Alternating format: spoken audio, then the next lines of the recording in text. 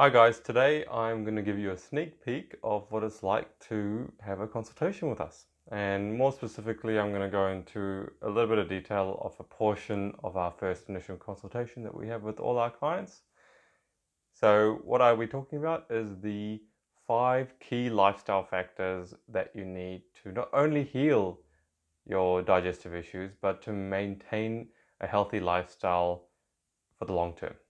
Please follow us on Instagram at High Carb Health, and don't forget to click on that green H so you follow our stories and get to see everything that we eat and do throughout the day. If you haven't subscribed to our YouTube channel, click on that subscribe button and the bell notification icon so you are notified of all future videos. A lot of people incorrectly think that diet is the only thing that matters when it comes to IBD or issues with their digestive health. And of course, diet plays a big role. But what I want to outline to you today is 5 key lifestyle factors that are going to help you in your journey to heal not only your digestive issues, but any kind of issues that you have going on in your life.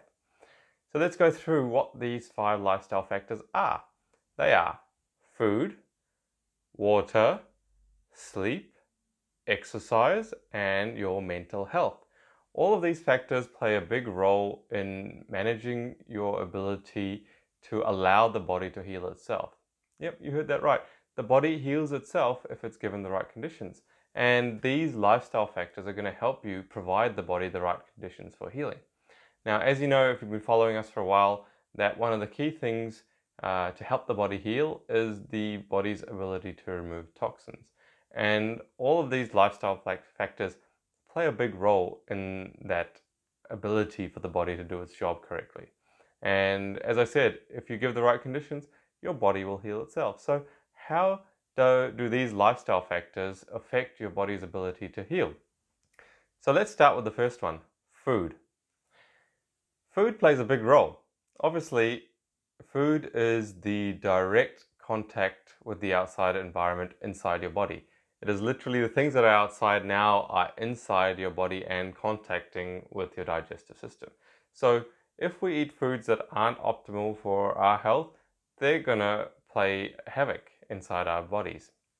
So when we think about food, what are the types of foods that we want inside our body? Well, the first thing that's really important to understand is that we want to make sure that we are feeding our body our natural diet, the foods that we're designed to eat, and the foods that we know through scientific evidence that the microbiome in our body is designed for.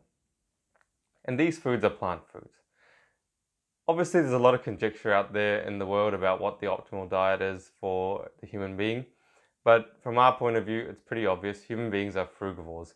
If you look at everything that is about our anatomy, about our instincts, about the types of foods that we enjoy, that we would have eaten in our natural environment, fruits are easily the number one. And you're not gonna, find anything else that you would really truly enjoy in our natural environment if we didn't have the option of creating fire or all the different utensils that we use today to cook. If you were in the jungle and it was basically you and everything you had on your body to survive, you'd be going for the fruits. And when we look at our instincts, it's really clear that we are not a carnivorous or an omnivorous animal. Now just think about it.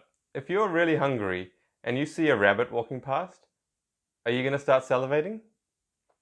I don't think so. And you're definitely not going to start chasing after it and running after it and jumping on it, if you can catch it, by the way, trying to rip its neck open with your teeth, enjoying the blood and the guts and the gore that are coming out of that animal as you kill it.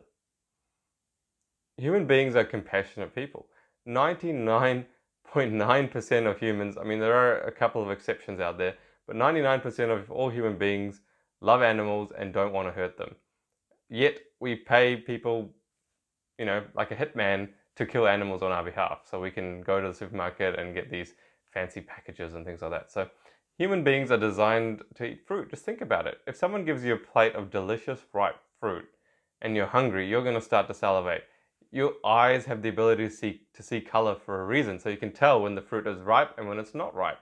So we have a sweet tooth for a reason. Every single cell in our body runs on sugar. It's just common sense that we are designed to eat fruit.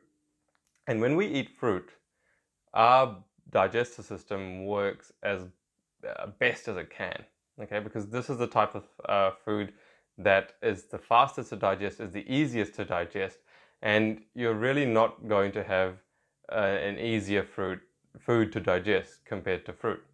Now, if we eat foods that are not compatible with our anatomy, and we start eating foods like animal products, like animal flesh, animal secretions like dairy, eggs, even foods that are outside of what we would consider natural, like artificially created foods like oils or junk foods, or all the packaged, high calorically dense foods and very high fat foods that we kind of find in our environment today, then what we end up having is a disaster for our digestive system, because what you're going to get is these foods start to rot and putrefy in your bowels.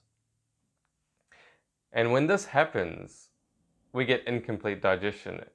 And with the putrefaction and the rotting, this creates toxic matter in our bowels. And these are the kind of substances that the so-called bad bacteria or dysbiotic bacteria in our gut, they thrive on these foods. They thrive on rotting animal flesh in our bowels. They thrive on putrefied animal proteins in our colon. And they are there to clean up that mess off the undigested food that we weren't able to complete optimal digestion in our bowels.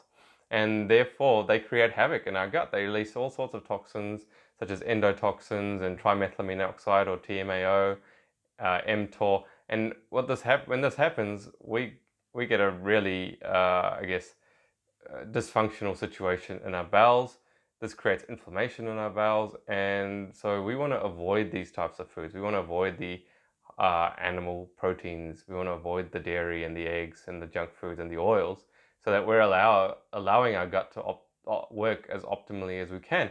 And when we do that and we eat our natural diet of mainly fruits and some simple starches thrown in, we can really start to get our gut functioning the way we want. We start feeding the good or symbiotic bacteria in our bowels, and everything starts to operate.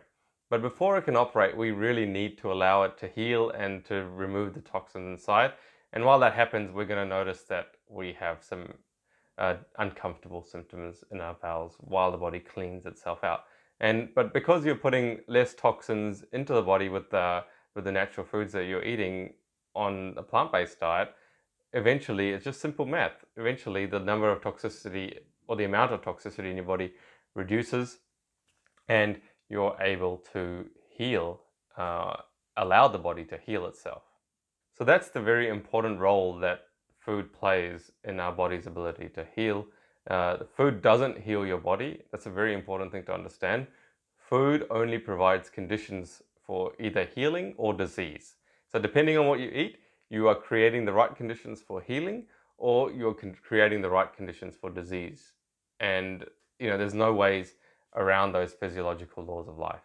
The second important factor in allowing your body to heal itself is making sure that you're well hydrated. So that's drinking enough water. And this is because your body primarily is made up of water, 60 to 80%, depending on who you talk to.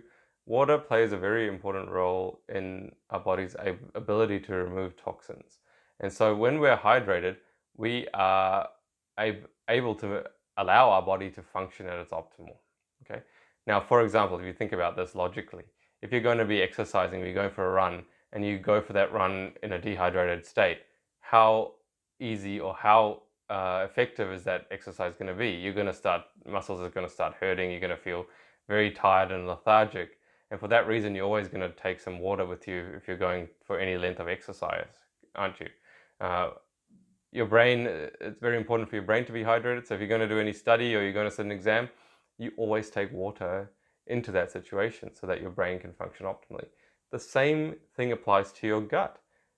Make sure that your body is well hydrated so your digestive system can work as effectively as possible.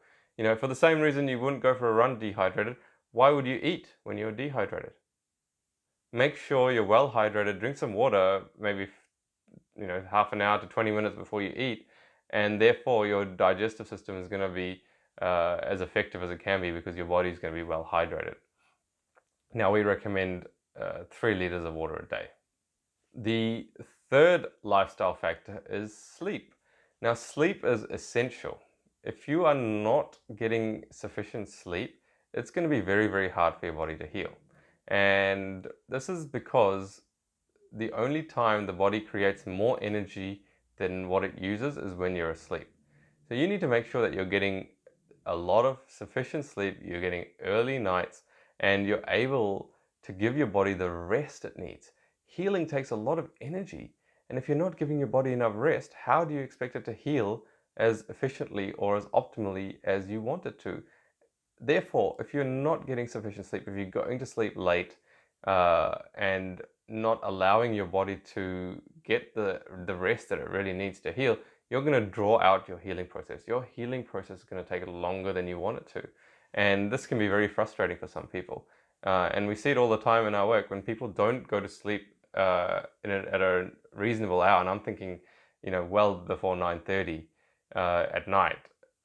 And trying to get as close to 10 hours of sleep as you can, it really can impact on the way their body heals and the length of time that it takes to heal. And obviously, your symptoms lingering for longer than you want them to, no one enjoys that. So make sure you're getting sufficient sleep so that you're able to allow the body to get as much rest as it can.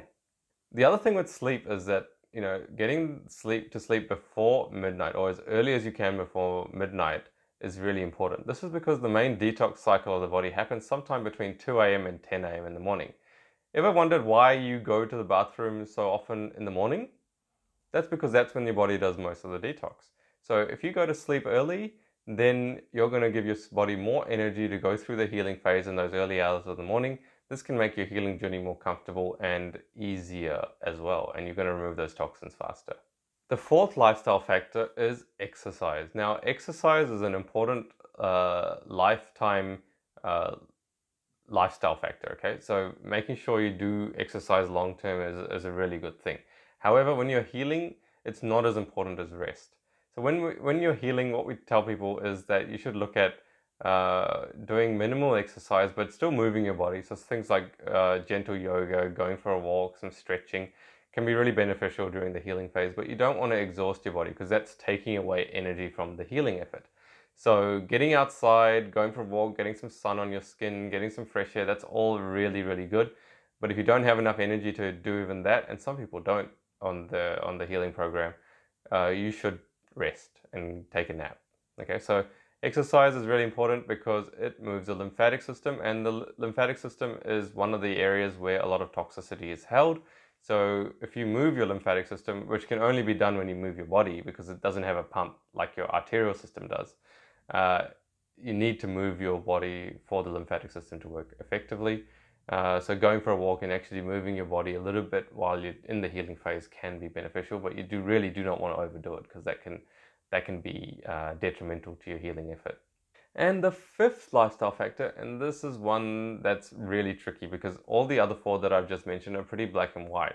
You can just easily kind of, deal with each of those things, eat this particular diet, drink this much water, sleep for this many hours and at what time, do this much exercise. But with the mental state, this is a gray area because everyone has different experiences. Everyone's been through different events in their life, and everyone has different insecurities and anxieties. And if you want to watch a video about how I kind of think about dealing with mental issues, just click on the link up there, and I will go through 4 major mental strategies to help with the healing effort. But when it comes to your mind, we can see from this article from Harvard that when you're stressed, your body doesn't digest your food very well. And this can impact on the way the body removes toxins, because if you're not digesting your food, it doesn't matter how clean your diet is, you are still getting rotting and fermentation in your bowels, which releases toxins. So staying as calm as we can throughout the healing effort, trying to alleviate the doubts that we have when things aren't exactly going the way we would like them to, trying to focus on things that we want instead of things that we don't want. And all of these things are really important mental strategies for keeping as calm as we can throughout the healing effort. Okay, so we want to do things and work on ourselves And those mental strategies will really help you with that, to make sure we can try and change the way we perceive the world. You know, in this world, there's lots of things that are going to happen that we don't like.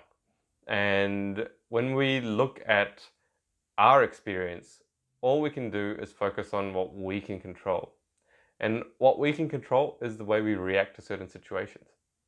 So there's going to be things that happen during your healing journey that you do not like, that you do not expect, that you do not want to happen. But what you can do is control your reaction to that. Try to understand why it's happening. And this is kind of what we're here for. We're here to teach our clients what's happening, why it's happening, and what the body's trying to achieve throughout that situation. And a lot of situations happen when you're healing that you do not really want or do not like. But that's all part of the process. And if we can mentally stay calm throughout those experiences, then we're going to have a much better experience through the healing journey. I can tell you for sure, the people that have less doubt, the people that are more confident in themselves and just know that their body is going to heal, they have a much better experience throughout the healing journey. All right, so those are the 5 key lifestyle factors that are really important when you are looking at self-healing and trying to heal your body.